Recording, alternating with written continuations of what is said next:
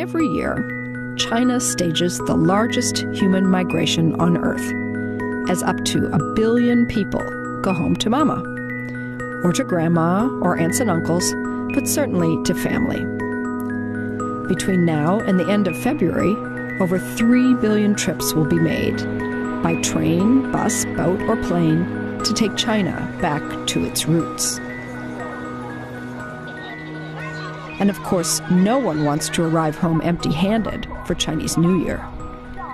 China's 260 million migrant workers want to impress the relatives back home with what they can buy in the big city. This migrant worker from China's western Gansu province says he sends a chunk of his earnings home each month already. But this year, he's also taking some special gifts. 也差不多吧，我每年都是这样的，每年保持1个月给家里面打一点，因为我们打工的嘛，也挣不了什么大钱就1个月2、3千块钱收入，给家里面能给一点，给一点。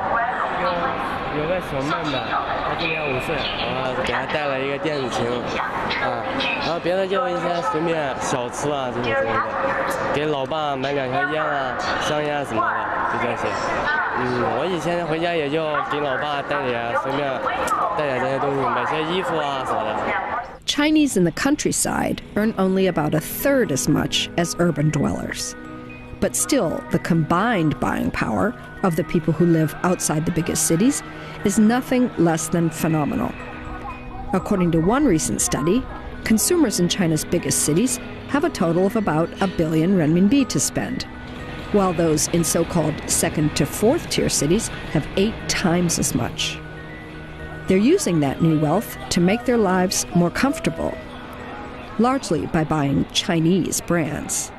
生活用具嘛，这个煤气灶嘛，这个电脑嘛，煤气灶跟电脑、微波炉嘛，买块电脑用啊。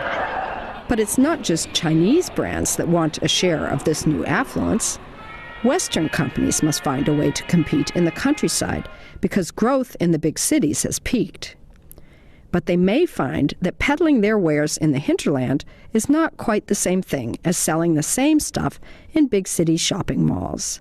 Brands are really having to expand into smaller and smaller cities, really having to expand their footprint, to capture some of the, which I think very strong pent-up demand that exists in a lot of these smaller cities.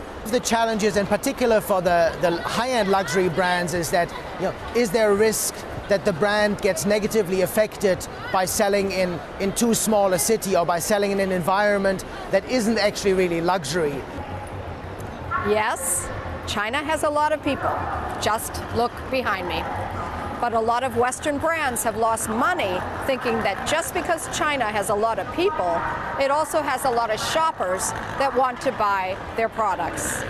These migrant workers around me are the shape of retail to come in the Middle Kingdom.